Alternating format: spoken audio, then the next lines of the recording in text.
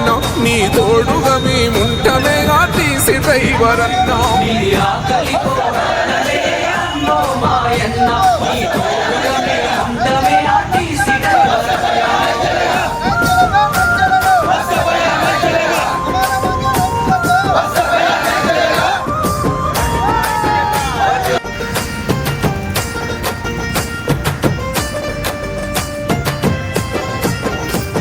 తెలంగాణ రాష్ట్రం వస్తే ఉద్యోగం వస్తదంటే, తెలంగాణ రాష్ట్రం వస్తే ఉద్యోగం వస్తదంటే నమ్మాము దొరల మాట అయ్యింది అంత జూట, నమ్మాము దొరల మాట అయ్యింది అంత జూట.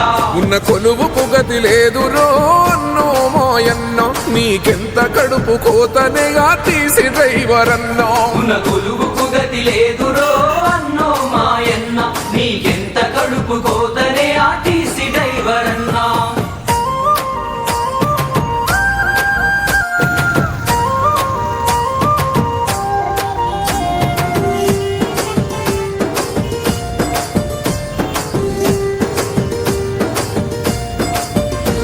పగలైన రాత్రి అయినా పండుగ పబ్బమైనా, పగలైన రాత్రి అయినా పండుగ పబ్బమైనా కండక్టర్ అన్న నువ్వు డ్యూటీలో ఉంటారన్నా, కండక్టర్ అన్న నువ్వు డ్యూటీలో ఉంటారన్నా. అయినా ఎంత జీతమే అన్నో మాయన్న అది బతుకు బండి నడుపునా ఆర్టీసీ డ్రైవర్ అన్నా. అయినా ఎంత జీతమే అన్నో మాయన్న అది బతుకు బండి నడుపునా ఆర్టీసీ డ్రైవర్ అన్నా.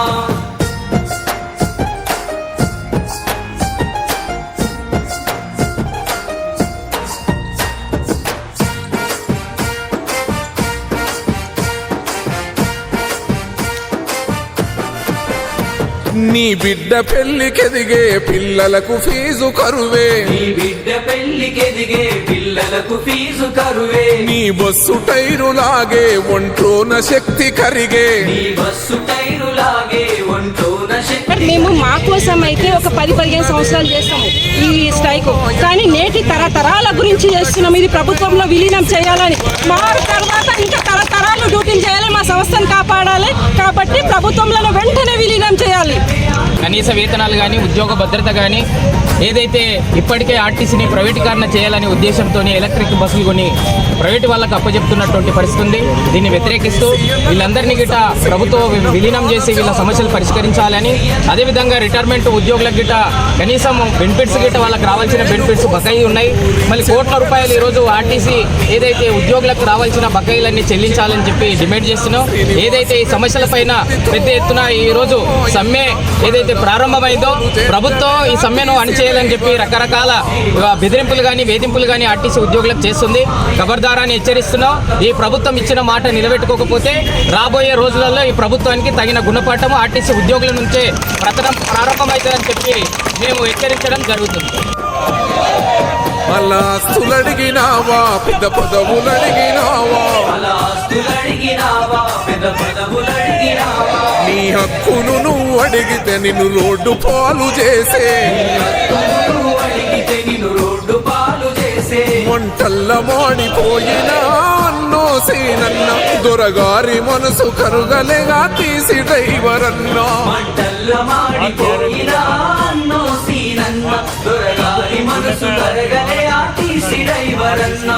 ఉద్యోగులు కష్ట నష్టాలకు వచ్చి దాన్ని సక్సెస్ చేయడంలో కీలక భూమిక పోషిస్తారు. కాబట్టి దయచేసి గౌరవ సీఎం గారు స్పందించి తొందరగా ఈ ఆర్టీసీ కార్మికుల సమస్యను పరిష్కరించాలని ఈ సందర్భంగా బడి పిల్లలింటి కాడా ఉద్యోగులింటి కాడా,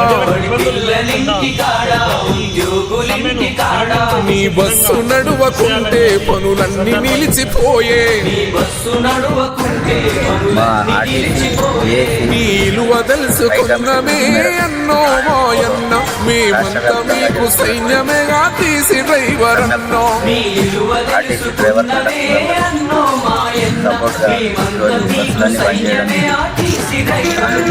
సర్కారు మెడలు పంచుదామన్నో మాయన్న అనుకున్నది సాధించుదాం ఆర్టీసీ డ్రైవర్ అన్నో. మా రైతులకు మేము ఉదయం నుండి దానికి కూడా అన్ని చేయొచ్చు. ఎవరన్నా బయటి సంఘాల మద్దతు హలో సంపూర్ణంగా మిమ్మల్ని ఫిలిం సెలబ్రిటీస్ రియల్ స్టోరీస్ ఏంటో తెలుసుకోవాలనుకుంటున్నారా? అలాగే అవుట్ లేటెస్ట్ గా రిలీజ్ అయ్యే ప్రైవేట్ డ్రైవర్లు కూడా మాకు నేను చెప్తే సంపూర్ణంగా మద్దతు ఇంకెందుకు ఆలస్యం యోయో టీవీని సబ్స్క్రైబ్ చేసుకోండి. ఈ అలాగే సమ్మెను విజయవంతం యోయో టీవీ చేయాలని యాప్ కూడా డౌన్లోడ్ చేసుకోండి. మా డిమాండ్లను పరిష్కరించేంత వరకు ఈ సమ్మె విరమించే ప్రసక్తే లేదు. మాకు రావాల్సినటువంటి 2 PRCలు మరియు గవర్నమెంట్లో రేవంత్ రెడ్డి గారు మేనిఫెస్టోలో పెట్టినటువంటి హామీలన్నింటినీ నెరవేర్చేంత వరకు మేము ఈ యొక్క స్ట్రైక్ని కొనసాగించి విరమించే ప్రసక్తే లేదు. ఇటువంటి మోసపూరితమైన హామీలు ఇచ్చినందుకే ఈరోజు అమాయక ప్రజలు కూడా అందరు రోడ్ల మీదకి వచ్చి వాళ్ళు కూడా అందరూ చాలా బాధపడుతున్నారు. ఇటువంటి హామీలు నిలబెట్టుకున్నటువంటి అలవి కానీ హామీలు ఇస్తే ఈ ప్రభుత్వానికి చెడ్డ పేరు వస్తుంది. అలాగే పబ్లిక్ కూడా చాలా హామీలు ఇచ్చి వాళ్ళు కూడా చాలా బాధపడుతుంది. వాళ్ళను కూడా ఎలాంటి హామీలు నెరవేర్చకుండా వాళ్ళకి పరిశీలించేటట్టు ప్రయత్నం చేయమని నా విజ్ఞప్తి.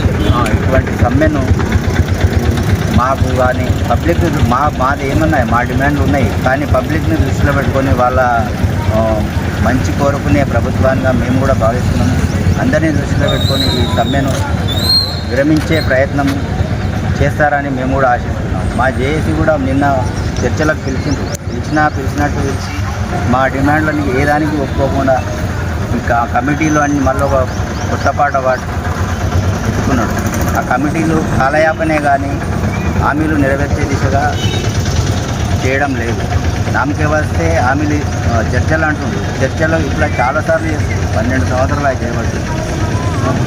ఎన్ని రోజులు ఈ రకంగా కొనసాగిస్తారో మాకు అర్థం కావడం లేదు. కనుక ఇటువంటి అలవికామి హామీలు ఇచ్చి మమ్మల్ని కానీ ప్రజల్ని కానీ ఇబ్బంది పెట్టొద్దని మేము సీఎం గారిని రిక్వెస్ట్ చేస్తున్నాము. ఈరోజు నుంచి ఫస్ట్ స్టెప్ నుంచే మేము సమ్మెకి వెళ్ళడం జరిగింది.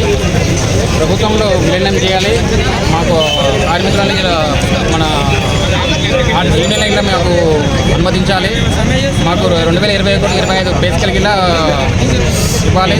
మేము న్యాయమైన డిమాండ్లనే అడుగుతున్నాము. మేనిఫెస్టో మా కాంగ్రెస్ గవర్నమెంట్ మేనిఫెస్టోలో పెట్టిన దాని గురించి అడుగుతున్నాము. 6 గ్యారెంటీలలో ఫస్ట్ గ్యారెంటీ మేమే మా నుంచి వచ్చింది, మేమే సక్సెస్ తీసుకొచ్చినాము. దీని గురించి